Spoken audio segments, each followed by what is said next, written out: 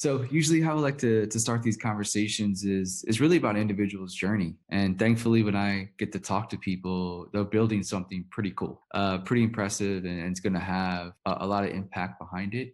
So just talk about the Green Story. We'll talk about your journey and then talk about the Green Story mission and kind of what it is and what's its purpose and how it can help us as individuals as shoppers, but also e-commerce, social impact e-commerce companies really excel at showcasing their mission and their impact metrics. Totally. So my background is actually within the sustainability space. I did my engineering way back in 2007 and really wanted to enter sustainability, and was lucky enough to be accepted into a fairly known agency in India as a consultant. And I worked there in market research and consultancy for almost 3 years in various spaces, from renewable energy to energy efficient lighting to consumer sustainability. And this is where I kind of started getting in deeper to understand how people kind of make decisions around sustainability, how you can, be more sustainable as a person, and what's preventing people Hmm. from making that choice. Because, the odd thing is, like, everybody does want to have a positive impact on the world, right? The Yep. idea of legacy, just making things better. Nobody's out here saying, I'm going to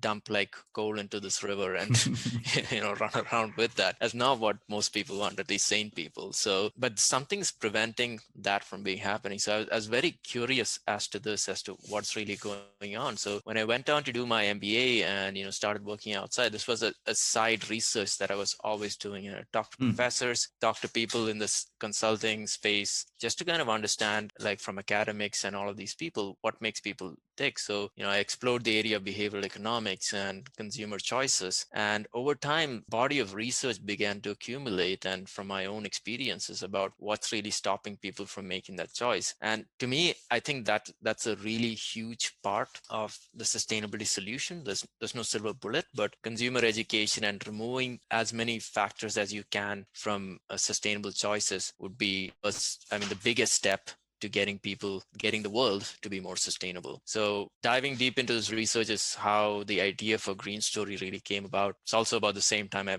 met my co-founder. So we started digging into this, and we saw price is definitely a huge factor, especially like back then, about 7-8 years ago, sustainable products was so much more expensive. Hmm. So that was like an issue. But more than that, what we found was like the idea of habits and keeping the sustainable product. Once we enter the store, no matter what intentions we had, we look at the product, we look at the size, for example, for a t-shirt, we look at the color and the price, and that's it. Like, your brain is on autopilot. You kind of already kind of have buckets for all of this information. What you don't have a bucket for in your head is like for sustainability information. You might see the organic stuff if Hmm. they talk about it, but Right. brain doesn't completely process it because it doesn't really stick out. It's kind of there as a blob of text in the product description, but not Yeah, totally. right. It doesn't register. So we started looking at ways to kind of hack that system to kind of figure out, okay, let's say you were going out shopping and you were in an online store. Like, Hmm. how would you make this information relevant without confusing you and without sending you on a Wikipedia search to figure out like what these terms mean? And that's how the idea for GreenStory came out. So we started looking at, one is making sure that any data that's presented is credible. So getting the data out there and doing the analysis, that is definitely a huge barrier for a lot of companies. They didn't even understand what being organic means. Like, we did a study very early on with a massive company which does a lot of work in the organic cotton space. They had no clue how much emissions in water and all these things they were saving by switching to organic, switching to recycled fibers and all of these things. They just knew it was good, but it was a surprise for them, which to me was kind of shocking because these guys were really in the forefront of this and had been a byword for organic for many, many years. Not going to reveal the names, of course, but Sure, no it, it, worries. it was it was super surprising for me to understand and learn that. So that's something we identified early on, making the data available, making it easy for companies to get the impact, and then kind of taking this and putting it along what we'd call the customer's journey, especially online, is making sure wherever they touch the brand, they understand the impact in a very clear, credible way. And we came up with this idea of interactive infographics through widgets, which Hmm. basically sit on a brand's sites on the home page, product page, shopping cart, emails, wherever you are, right? Or QR codes. Wherever a customer sees it, not only will they see this price, but they'll also see another set of metrics and numbers and infographics which pop out at them. They just have to look at it for 3 seconds, 4 seconds, and they immediately get that something is happening here, something is Yep. sustainable. They're following through on something good. So that's how the system was built out. And over time now we've added this other step. What we always wanted to do was make it easy to measure the impact, make it easy to communicate, but now we wanted to make it easy for them to add to that, to do something about it. So we're adding this whole offsets functionality as well, where a customer can see the footprint generated by the brand, and the brand will offset it for that customer as well by investing in projects through carbon compensation that are along their supply chain, planting more trees like electrification of buses or renewable energy, things like that, right? So that's where we're going now as a brand as well. When you talk about the metrics, is it for the company as a whole, or is it for the specific product that somebody might be buying, or is it both? It's a bit of both. One of the things we realize is when a company says they're sustainable as a whole, it's not really as relevant to us as consumers, right? Because our interaction with the company, we're not going and buying stocks from these guys. We're buying individual product. So the impact that we as a consumer make is in the consumption of that singular product, right? Gotcha. Yeah. So that's why we focus on the product and then roll it up at the company level based on the products, because that's what you want to show more than anything else. So you're saying that the customer wants to know what their impact's going to be when they purchase it, not necessarily from the brand side. A little bit more than the brand side. They're worried about what their purchases is going to do from their dollar. Yes, so they want to know, one, that they're purchasing from a reputed company that's good, that's doing good. So the company reputation and the impact definitely matters. But I think more importantly than anything else, in order for them to follow through, in Mm-hmm. order for them to kind of be okay with buying something sustainable, changing their customer journey a little bit, they need to understand what is the impact of that individual Right. product that they have decided to buy. And that's what we're trying to highlight, saying like, here's the good you're doing in this world by making the sustainable choice. Interesting. Over the research, I know this, it was a while ago, but I'm sure the research sort of continues, every year. What were some of the things that maybe you're shocked about? I mean, you kind of mentioned the company that was pretty big and kind of they didn't even understand from their point of view. Did you have any moments like that as you were doing your research, that anything kind of opened your eyes in a good way or a bad way? Well, the fashion industry certainly opened my eyes. Like, I didn't come from fashion. I came from like overall sustainability across industries. Mm, And it's not never something I really considered the impact of what I wear, yes. because I really wasn't very much into fashion. And when I started digging into it, even the first few projects that we did, when we looked at the impact of polyester production, I was completely shocked as to how polluting the space is. And when I started looking at larger industry stats, I was really shocked as to not just like the production habits, but how consumption habits have changed for people. For example, the idea that the average American now purchases between 60 to 70 items of clothing a year, Mm-hmm. which is Mm-hmm. about 10 times what they used to about 20 years back, which is insane, like how Yeah. everything has changed into this hyper consumers model. So just kind of seeing all of that come together to me was really shocking. The impact of production and the impact of consumer choices. And also shipping too, because usually, back then, even when we were buying it was usually from a store and we take it out, right? You didn't have the mass transit of things coming from all over the world being delivered to your door. That's compound that with the amount of consumer habits of people buying more. It's sort of this compound effect of of a bunch of different things. So Yeah. how does like logistics come into this? Is that formulated into the metrics at all? Is it just the production side, or is it also logistically, does that get baked in at all?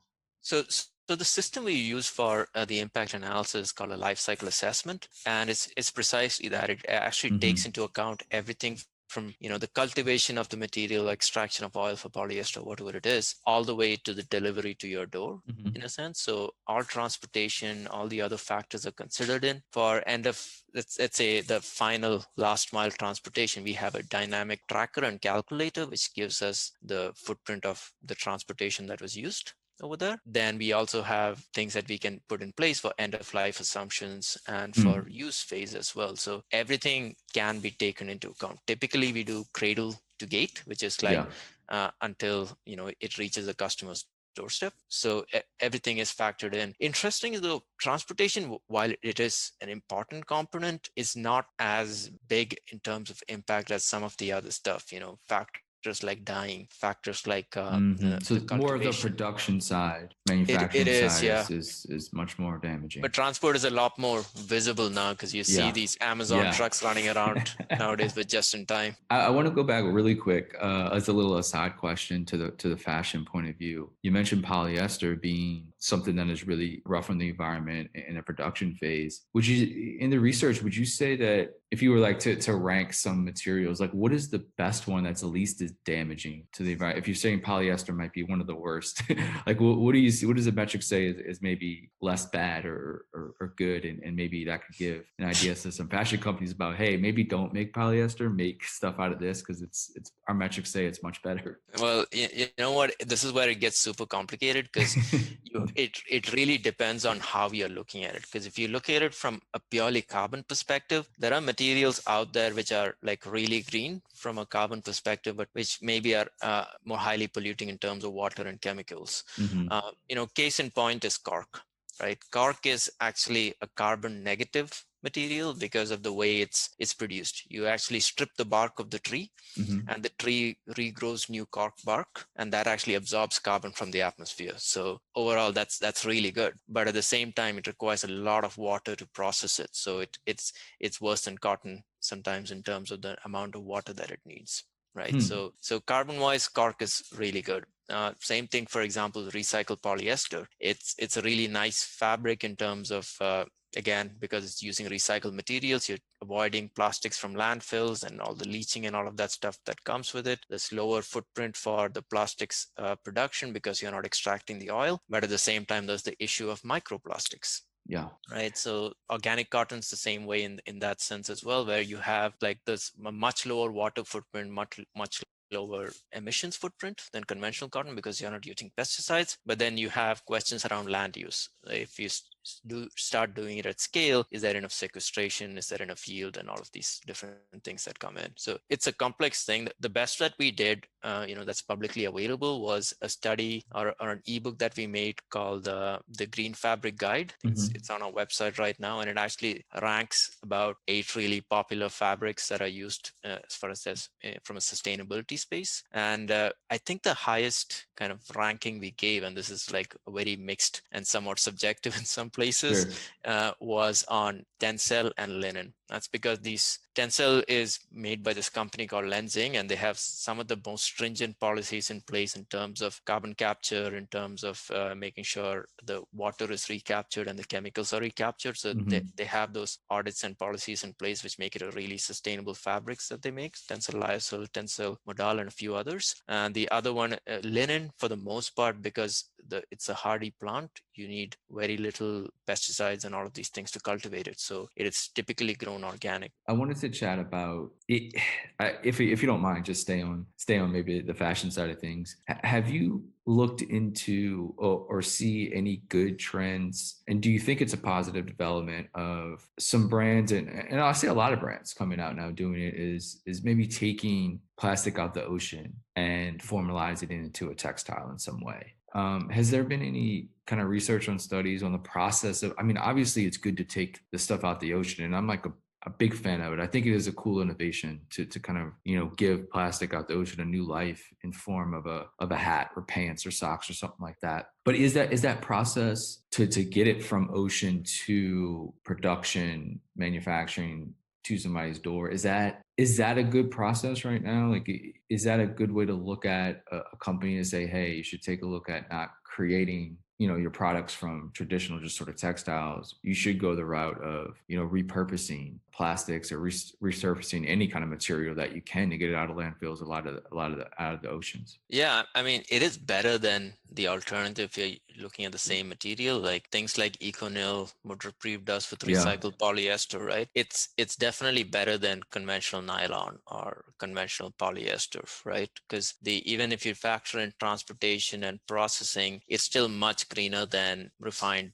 crude oil being made Mm-hmm. into PET and all of these things, right? So overall, absolutely. But there are greener alternatives, of course, out there. And as I said, it depends on how you look at it. From Hmm. a pure carbon perspective, recycled, upcycled fibers might be better. But when you start processing, say, plastics down into fibers and you start blending it, some of the things that designers need to consider is the idea on around end of life, right? Because Mm. blended fibers are one of the most difficult things to recycle. So, and the technology of that is still just up and coming. So when you look at those things, I don't think that's being fully considered right now. Right now, a lot of the attention is being done on production, but people aren't really considering, at least most companies aren't considering, okay, well, how do you dispose of it? How does the consumer dispose of it? And how can they do it safely without putting it back in the ocean, but this time as a piece of cloth, which can't be upcycled at this point? Hmm. We talked about the mass change and uptick in purchasing of sort of clothing and just products in general. I assume all across all the product spectrum, not just clothes. Consumerism is sort of up across any sort of product line. So that takes us to the consumer side again, and sort of the new sort of platform and solution that you have for just consumers to be able to sort of offset sort of their purchases, or every month sort of pay a fee, and their lifestyle can be sort of offset, right? Which is a really interesting idea, to pay $6 a month, and you could sort of be, offset human being in a way, right? Yeah. But as I'm always interested in the offset, just the idea, like, are we able to offset the amount of like purchasing that we do? How do we, is that possible? Because like you said, we're just purchasing so much. Is it possible to offset as much as we purchase? It is absolutely possible, but I think it needs to be taken in consideration. Like I don't think the issue in general with offsets is like it's for people who really want to make that particular impact, but it's not a moral license that you're giving so that you Hmm. can purchase as much as you want, just pay 10 Right. No bucks and you're doubt. fine, right? Yeah. Like Yeah. Yeah. that's kind of the wrong message to Yes, send. for sure. What we're trying to do with the Simply Zero platform is enable people to get started on that journey, offset whatever impact, and we just make a calculation based on the lifestyle and based on the location and all on your product impact. So you have three plans, right? One is like just to Hmm. balance your emissions, one is to balance your emissions and plant a bunch of trees, and then offset your emissions more than what you usually would, plant more trees and do social impact projects as well, right? If you really want to contribute more to the world. But at the same time, what we encourage any user to do when they go into the platform is set pledges for themselves on how they can change their lifestyle to be a little bit greener. And this will be things like, switching to a more vegan diet, Hmm.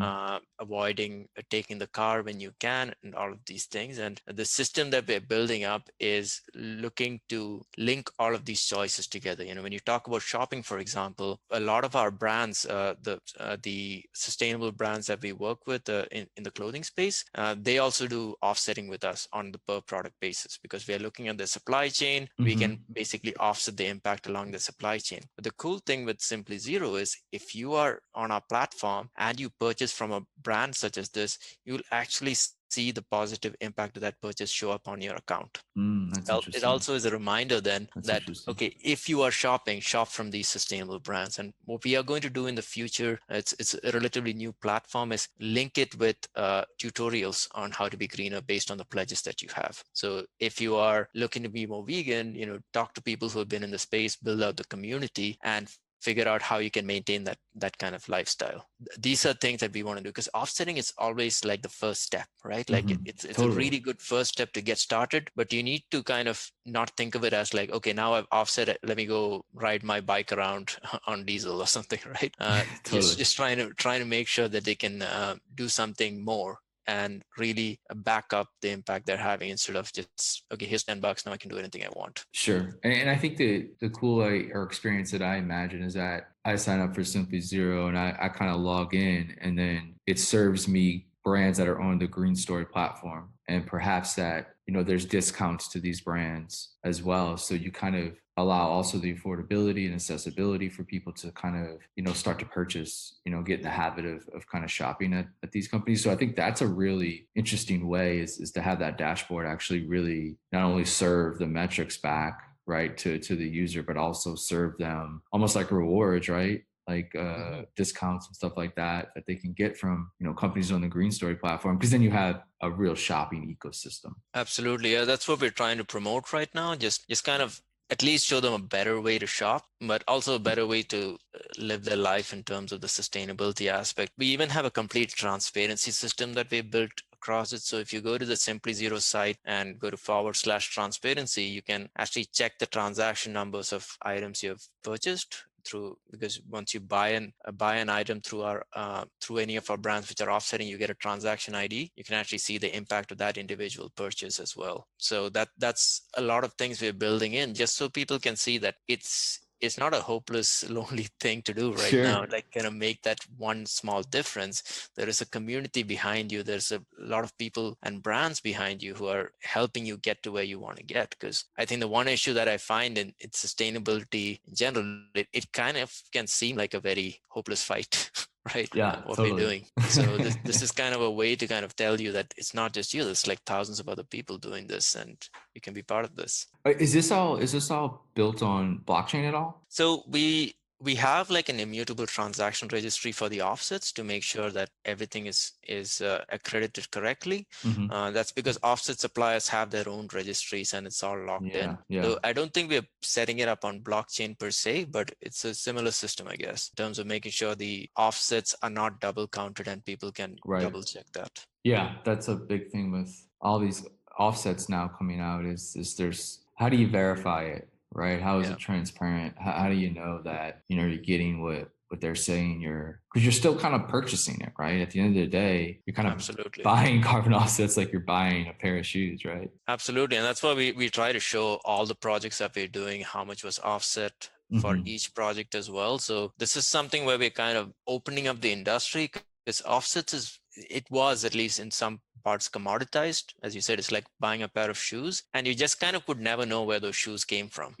Right. Right? It's like, these are green shoes and trust us, right? Like, so what we've done with the whole thing is, even on an e-commerce store, if somebody buys an item and it claims to be offset, they get a certificate from that store owner, say like a fashion store, which tells them this is how much was offset, and here's the registry number to prove it, and here are links to all the projects, and they can actually click on the project and track down their transaction within the project in the carbon registry we have for that project, to make sure that is actually offset within that Yeah. project. So this level of transparency is 100% needed, because otherwise people just won't see and believe you. Yeah. Nor should they, right? It's good to ask No, questions. absolutely. They shouldn't. They shouldn't trust anything that a company says blindly. It should be questioned and it should be checked. And there needs to be systems in place to ensure that this checks can happen. And that's what we're trying to do as well. I want to segue a little bit into funding and raising money because you're a rare breed in a little bit. Is that you're kind of a funded social impact startup at the moment, right? Right. It's a nice little feather in the cap, a nice little early victory right there. I just want to talk about that process real quick and what was it like pitching and sort of raising? What were some of the things that investors were asking, right? And kind of what they wanted to see from the impact community and they're willing to invest in something, like Mhm. this? Or do you see the space as being very optimistic from the allocators of capital side? Because to me, it's consumers and investors, right? That's the two main pieces in all this that are really going to excel the sort of movement, right? And we see consumers really coming in and I think really shifting the way they spend their money, which is phenomenal. And I think the next step is getting investors to kind of invest in the space, right? Allocating capital to help companies like you grow, help other companies grow. That's the way I think we build, ecosystem for impact that's tremendous and sustainable in its own right. As with any raise, it gets a bit complicated. I think for impact, even more so, because it's kind of like when you're selling it to your right customer, you want to make sure you find the people who believe in your vision and what you're doing. So one of the things we were very clear on was like ensuring that whoever comes in as an investor really gets what we're trying to do and understands the vision, which is about consumer awareness, right? Like the big vision statement that we have on our site is like getting everybody on the planet to ask what's my impact before they make a purchase. So it's a huge goal, it's a huge vision, and just kind of there's a lot of nuance to that. So when we were talking to, we were pretty lucky because we were revenue positive from day one. We had clients coming in. So we had a bit of time to find the right investors and look around. And we were very careful in ensuring that the investors who came in really gelled with the vision and were patient with it as well. Because the one thing with social companies, because you're kind of blazing a new path. There's not really that many companies who've done the kind of stuff that you have, and for us, certainly, we were pretty much the first in our space to do pretty any of these things. We needed people who believed in our vision, believed in us as founders, and were patient enough to kind of give us the space to explore and enough funding to kind of fund the exploration, I guess. So, so that was like the first step for us, finding that patient capital, finding the investors who believed in it. It did take a while, like for me to find the right investors. We searched around and talked to impact investors, all of these for a year. That did give us perspective on how the space has evolved. I think in the space of say 3-4 years, Mhm. the impact investment space has grown exponentially.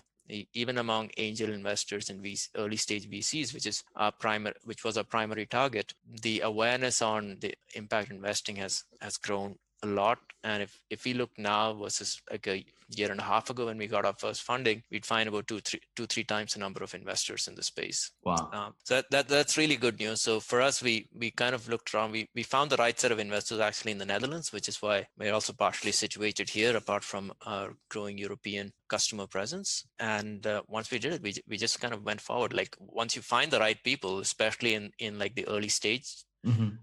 investment, it's just about whether they believe in your vision and like what you're doing, right? It's about the founders and the drive and your record more than like the soundness of the company. Luckily for us, we had a track record to prove that as well, since we had sales from day one. But that's what we went with. We just went with the vision. We went with like, this is the plan and how we're trying to get there, and we found the right people for that. It's only after that that the nitty gritty came around. Okay, how is it's going to be spent and all of that. Yeah, But sure. we found for almost all the investors that we talked with, whom we eventually went with, it's like, do they like you? Do they like what you're doing? And after that, 90% of the work is done. Yeah. How would you say, you mentioned sort of Europe, and how many, like, what would you say percentage of people using of brands using the Green Story platform are US, European versus in other parts of the world? It's actually about 50-50 between Nice. North America and Europe. We have actually clients in about 15 different countries right now. And Wow. that includes like India, China, Australia, the Philippines, like Brazil, a few places like that. But the majority are in, even though we're a Canadian company, as that's why we started off, the majority are in the US and in Europe, especially the UK, the Netherlands, and Sweden. Amazing, man. Amazing. So I'll try to end a little bit on the future. Getting funding is great, right? I mean, it's kind of like, having somebody believe in you and your vision is really important, right? It sort of gives you, motivation and takes some stresses away, so you could, so you could build what you love, right? And build a product that'll last for a really long time. So what does the future look like? Right? What are some goals that you have in place, and sort of what is sort of broader, bigger mission over the next 3 to 5 years, let's say? Yeah, so I mean, one of the big things is to really grow the offsetting platform. Right now, we have set it all up. It's newly launched. We had pretty decent uptake and feedback. So we want to get more brands, more consumers, and employees using the system to offset their own footprint, offset their product footprint. So that's a big goal. We currently have about 120 brands that are using the system, and we're touching about 50 million consumers on Mhm. an annual basis. We really want to ramp it up to 250 by the end of this year, and the bigger goal by the end of in about 2 years' time is to get to 1 billion consumers using the system in one way or the other, either for their purchases when they buy with one of our brands, or through our personal and employee carbon offsetting systems. So that's like the big goal for us, because we believe that this is what's going to really trigger supply chains to change, where you see this mass of people choosing to be more sustainable, choosing to buy more sustainable products. That's when companies will be like, okay, let's, maybe there's something to this whole sustainability thing. Let's push it harder. Let's bring it forward. Because we saw that in 2020 Mhm. when the whole coronavirus situation hit, everybody thought like sustainability will drop off, but actually it It featured higher on excelled, yeah, people's, yeah. yeah. And we have all of a sudden these companies who are working with us now, who were thinking, okay, talk to us in 3 years, 4 years, all of a sudden they came back and said, okay, we need to do this now, right? So I think this is like when consumers make these choices and they kind of they're directly telling companies this matters to us, companies are going to move fast. It's not going to be a 10-year horizon anymore. It's going to be a 2-year horizon. Yeah, that's the power. I mean, it's just always reiterating, the power that we have as Absolutely. consumers. I mean, it really, I always say it, but sometimes it's more powerful than our vote, and it's weird to say that, but it just can have a vast impact on how do you want to see the world work. It's a pretty powerful thing, and I love to see all the tools and coming out and new brands coming out, new products. Cause I mean, this is sort of a new frontier for the industry.